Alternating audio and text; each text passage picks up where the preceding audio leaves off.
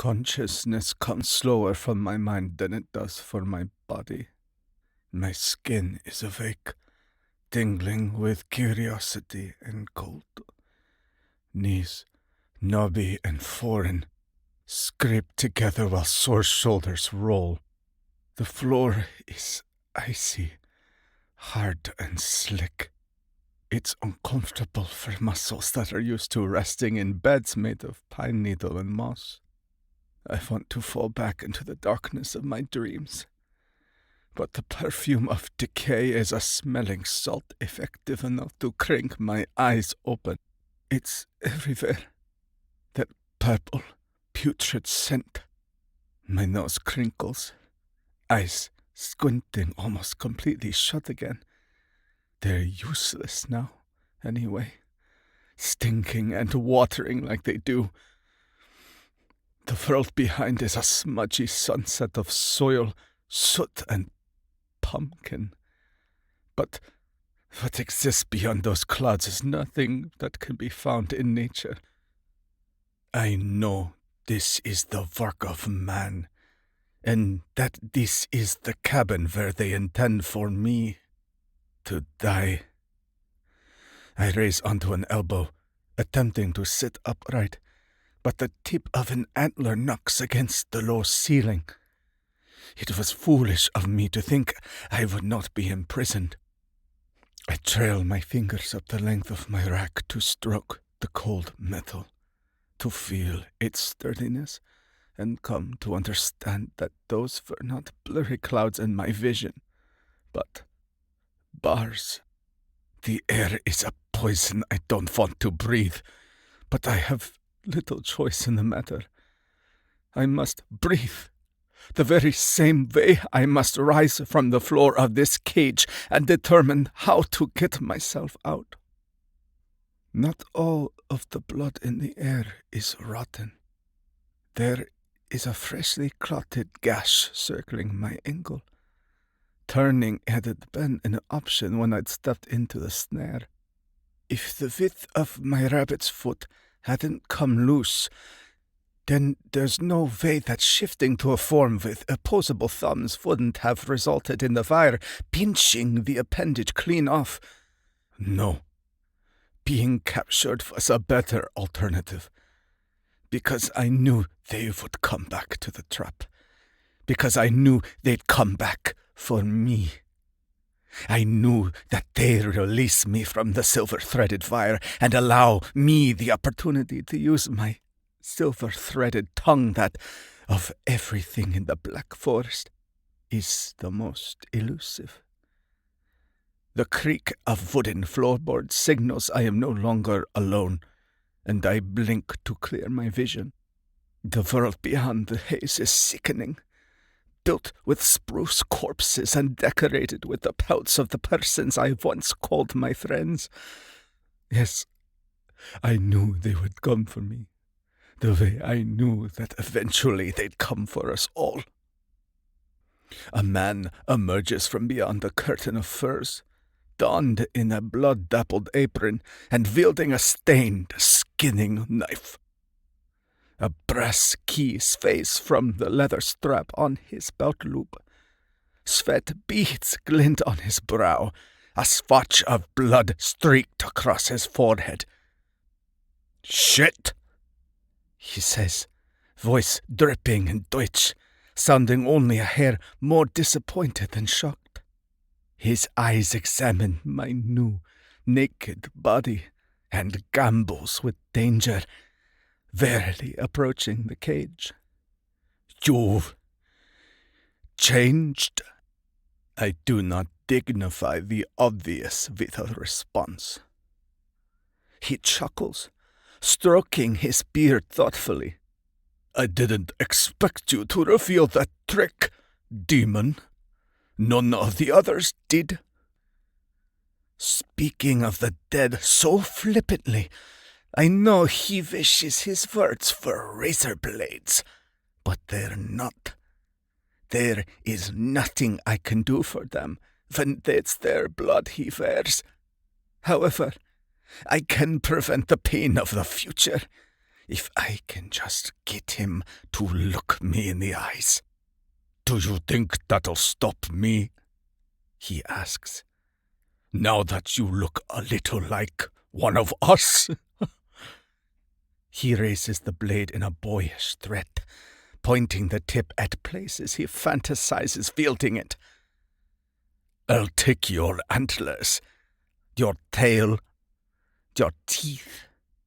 And if I shift back, you'll take even more. The man's jaw drops in utter shock as he scrambles back. You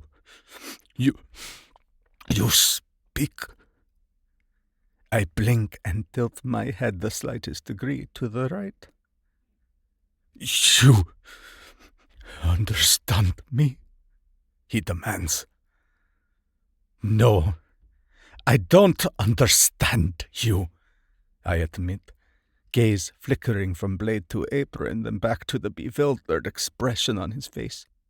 But I can speak.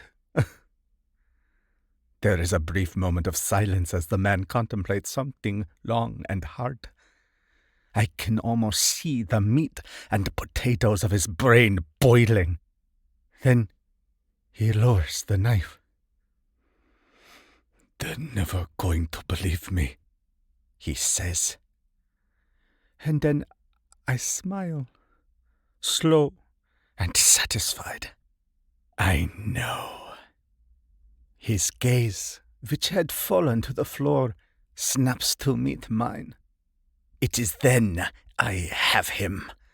He is so gullible, believing he is aware of the trap I have, in turn, set for him.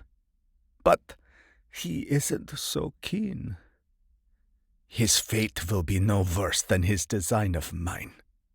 I study the dark pits of his eyes for a moment. Neither of us blink. What is more valuable, the body of a species or the soul of one? He sneers. If I wanted a pet, demon, I'd... Not a pet, I correct, and crawl forward until I can curl my fingers around the bars. A trophy. He squints at this, obviously confused by the distinction, at how something that couldn't be confined to a shelf might be worthy of having it all. Parade me about if you must, but let me have my life, I bargain. Let me have my skin. As I continue to speak, the man nears the cage with meandering steps, like he's uncertain of the way his own neurons are firing, or exactly how they're doing it. Demon, he whispers. Our eyes are locked. He steps. Demon. Trophy, I correct. He walks closer still. You're the one who brought me here, remember? Once I was something you wanted to keep. It's a grim realization, I'm sure, to know that something you once hunted could come back to hunt you. But the gravitational pull he's stuck in is just about as false as the rumors of what resides in the Black Forest, the tales of me and my kind. As I feel it, the muscles in his right hand relax and the knife clatters to the floor. His meaty fingers and the crescents of blood beneath his jagged nails reach for the key dangling from his belt. His eyes never leave mine. Come now, I purr. Let me out. Let me live, and I will give you that same courtesy of keeping you with me always. Perhaps we are not so dissimilar, for I, too, am a collector of skin. But that is where equality stops, the shore before which our differences yawn an ocean wide. Unlike this man, I do not steal only skin and leave the rest to rot. I will treasure every part of this swine, especially whatever piece of him I intend to keep. And while I'm not quite sure what of him is worth adding to my repertoire, I do find myself growing rather fond of his eyes. He unhooks the keys from his belt, the gold of them catching the light. In my peripheral, his trembling hands find the cage's padlock while he is both unwilling and unable to break our stare. "Demon," he whispers, and tears glisten in those unblinking black gems. The key scrapes into its home. My heart thunders in my chest, in my ears.